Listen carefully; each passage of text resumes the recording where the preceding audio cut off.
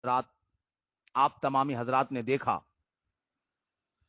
کہ دیوبندی مولوی اصغر، جس کو آپ لوگوں نے الزامن بواسیری کا خطاب دیا ہے، کیونکہ ان کو دوسرے کا نام بگاڑنے کا بڑا شوق چڑھا رہتا ہے، تو آپ لوگوں نے الزامن جو اس کو بواسیری کا خطاب دیا ہے بالکل فٹ بیٹھتا ہے اس کے اوپر. تو اس کی حالت کیا بن گئی آپ لوگوں نے دیکھا. اس کی حالت یہ بن گئی کہ اس کی زبان کو تالا لگ گیا اور یہ بھاگنے پر مجبور ہو گیا. اور میں اس کو بھگوڑا بھی اس لیے کہہ رہا ہوں کیونکہ یہ چلاتا رہتا ہے اور سب کو بھگوڑا کہتا رہتا ہے. اگر کوئی اس سے بات کرتے ہوئے فون کاٹ دے یا فون پہ جواب نہ دے یا فون نہ اٹھائے تو یہ کہتا ہے بھگوڑا ہے.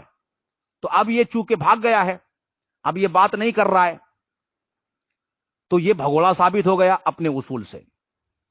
تو ہماری گفتگو جو شروع ہوئی ہے وہ اس کی ایک تحریر سے شروع ہوئی، اور اس تحریر میں اس نے نبی کریم صلی اللہ علیہ وسلم کے حدیث پاک کا مذاق بنایا.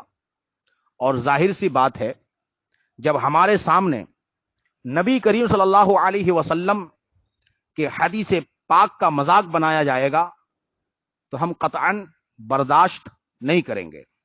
تو ہم نے اس کو پکڑا اور ثابت کیا کہ یہ نبی کریم صلی اللہ علیہ وسلم کے حدیث پاک کا مذاق بنانے والا ہے اور اس نے توہین کی ہے. اور اس کے اصول سے میں نے ثابت کیا کہ اس کا منہ بھی بدبودار ہے، جہنم کا نمونہ ہے. میں نے یہ ثابت کیا کہ اس کے کان بھی بدبودار ہیں، جہنم کا نمونہ ہے. اور میں نے یہ بھی ثابت کیا کہ اس کے تحریر کے مطابق دیوبندیوں کی تمام مساجد بدبودار اور جہنم کا نمونہ ہے. اب میں اس کی تحریر پھر سے پڑھنے لگا ہوں، ذرا اس کی تحریر کو غور سے دیکھیں. اور میں تمام دیوبندیوں سے بھی کہنا چاہوں گا کہ اس مولوی کی تحریر کو آپ لوگ دیکھیے کہ کس طریقے سے اس نے نبی کریم صلی اللہ علیہ وسلم کے حدیث پاک کا مذاق بنایا ہے. یہ مولوی لکھتا ہے کہ احمد رضا کی قبر میں جب اذان دی گئی تو حدیث کے مطابق شیطان پادتا ہوا بھاگتا ہے. تو پھر احمد رضا کی قبر پہ بھی شیطان پادتا ہوا بھاگا ہوگا. تو احمد رضا کی قبر اذان دینے ہی سے، تو احمد رضا کی قبر اذان دیتے ہی بدبودار جہنم کا نمونہ ہو گیا. اب آپ دیکھیے کیا کہا اس نے، حدیث فٹ کیا. وہ حدیث ہے جس کا مفہوم یہ ہے کہ جب مؤذن اذان پکارتا ہے نماز کے لیے تو شیطان ہوا خارج کرتے ہوئے بھاگتا ہے. وہ حدیث اس نے فٹ کیا اور کیا کہا کہ جب شیطان پادتا ہے تو اس کے کہنے کے مطابق جہاں شیطان نے پادا وہ جگہ بدبودار ہو گئی اور وہ جگہ جہنم کا نمونہ بن گئی. استغفر اللہ. اب میں نے اس کو پکڑا، حدیث کریمہ میں نے اس کو دکھایا، لیکن یہ ماننے کو تیار نہیں ہوا کیونکہ دیوبندی بولتا تو ہے لیکن سمجھتا نہیں ہے. اس نے نبی کریم صلی اللہ علیہ وسلم کے حدیث پاک کا مذاق بنایا مگر یہ توبہ کرنے کو تیار نہیں. اب آپ دیکھیے، اس نے کہا کہ شیطان نے پادا ہوگا، پادتے ہوئے بھاگا ہوگا، تو احمد رضا کی قبر جو ہے بدبودار اور جہنم کا نمونہ.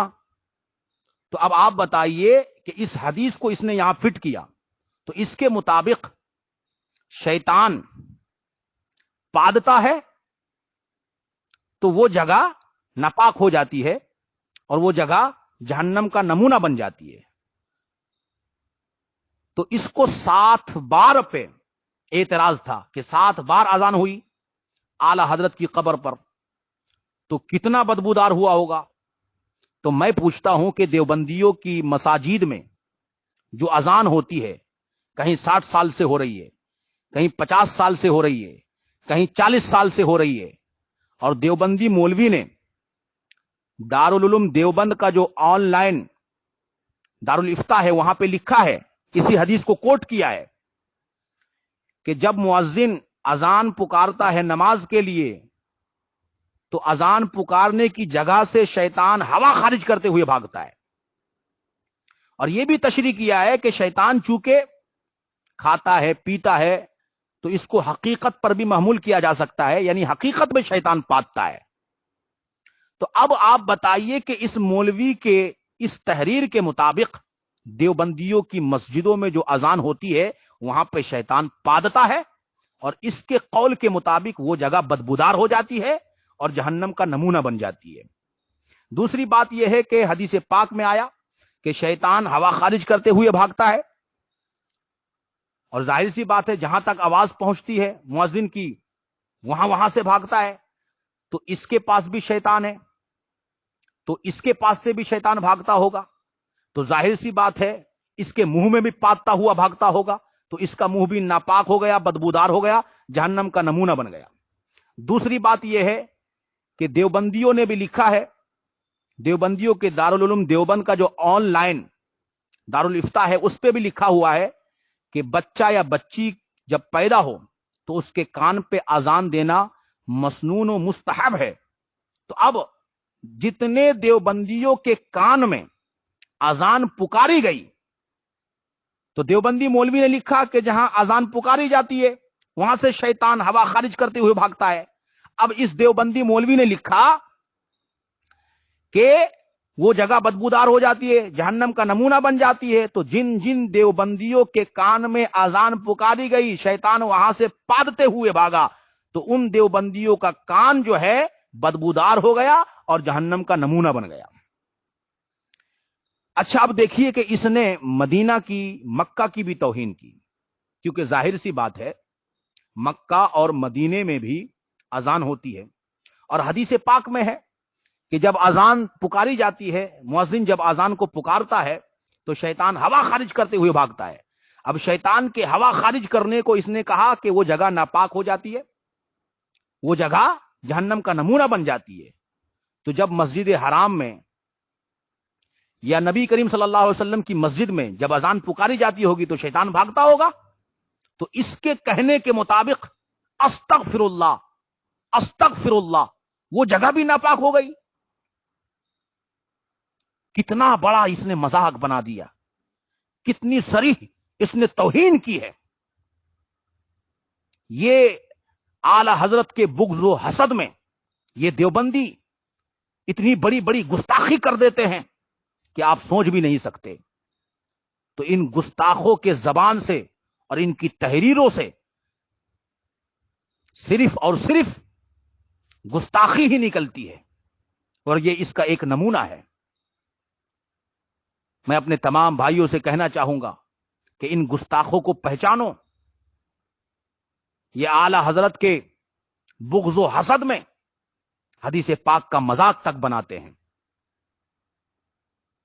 اللہ تبارک و تعالی ہمارے تمام مسلمان بھائیوں کے ایمان اور عقیدے کو مضبوط کرے، اور ان دیوبندیوں کو ان گستاخانہ عبارات سے اور اس طریقے کی گستاخی کرنے سے اور حدیث پاک کا مذاق بنانے سے توبہ کی توفیق نصیب فرمائے، آمین۔ السلام علیکم ورحمۃ اللہ وبرکاتہ۔